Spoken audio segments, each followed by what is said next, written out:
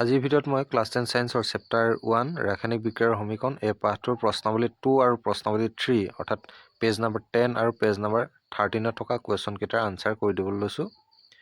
Page number 10 ত থকা first কুৱেশ্যনটোত আছে যে এটা পদাৰ্থ Xৰ দ্ৰৱক বগা ৰং সানিবলৈ ব্যৱহাৰ কৰা হয়। এটা তাতে এক নম্বৰ প্ৰশ্ন হৈছে পদাৰ্থ Xৰ নাম আৰু সংকেত লিখা। আৰু এই পদাৰ্থবিধৰ নাম হৈছে কেলছিয়াম অক্সাইড আৰু তাৰ সংকেত হৈছে CaO। নেক্সট কুৱেশ্যন ইয়াত দিছে যে পানীৰ সৈতে পদাৰ্থ X কৰা বিক্ৰিয়াটো লিখা। এই পানীৰ লগত X অৰ্থাৎ কেলছিয়াম অক্সাইডে যি বিক্ৰিয়া কৰিব সেই বিক্ৰিয়াটো কি হ'ব? কেলছিয়াম অক্সাইড যোগ H2O মানে আছে পানী আৰু ইয়াৰ পৰা কি উৎপন্ন হ'ব? Calcium hydroxide CaOH2। Next question number 2 কাৰ্যকলাপ 1.7 এটা পৰীক্ষা নলত সংগ্ৰহ কৰা গেছৰ পৰিমাণ আনটো পৰীক্ষা নলত সংগ্ৰহ কৰা গেছৰ পৰিমাণৰ দুগুণ কিয়? এই গেছটোৰ নাম কি লিখিব লাগে?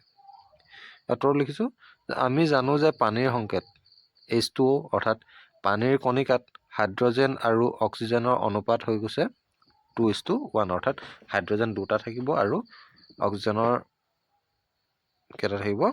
এটা থাকিব। সেয়ে পানীৰ যি বিদ্যুৎ বিশ্লেষণ হ'ব মানে লিখি দিছো পানীৰ বিদ্যুৎ বিশ্লেষণত পৰীক্ষা নল দুটাত সংগ্ৰহ কৰা গেছৰ পৰিমাণ এটা আনটোৰ দুগুণ হ'ব আৰু সেই গেছটোৰ নাম হৈছে হাইড্ৰজেন অৰ্থাৎ হাইড্ৰজেনৰ পৰিমাণ বেছি হ'ব। নেক্সট প্ৰশ্নাৱলী 3 অৰ্থাৎ পেজ নম্বৰ 13 কুৱেশ্যন। এক নম্বৰ কুৱেশ্যন দিছে লোৰ গজাল এটা ডুবাই ৰাখিলে কপাৰ সালফেট দ্ৰৱ এটাৰ ৰঙৰ পৰিৱৰ্তন ঘটে কিয়? তাৰ কাৰণে প্ৰথমতে মই ৰাসায়নিক যি সমীকৰণ হয় সেই সমীকৰণটো লিখি লৈছো Fe প্লাছ কপাৰ সালফেট অৰ্থাৎ Fe মানে হৈছে লো ফেৰাছ আৰু তাৰ পৰা উৎপন্ন হ'ব ফেৰাছ সালফেট যোগ কপাৰটো বেলেগ হৈ যাব। ইয়াত লোৰ তামতকৈ অধিক সক্ৰিয়ভাৱে তামক অপসাৰিত কৰি ফেৰাছ সালফেট আৰু তাম উৎপন্ন কৰে।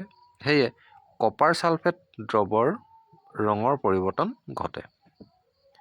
কুৱেশ্যন নম্বৰ 2 কাৰ্যকলাপ 1.10 দিয়া বিক্ৰিয়াটোৰ বাহিৰে আন এটা অপসাৰণ বিক্ৰিয়াৰ উদাহৰণ দিয়া। ইয়াত বিভিন্ন ধৰণৰ আমি উদাহৰণ দিব পাৰোঁ, কিতাপতো আছে।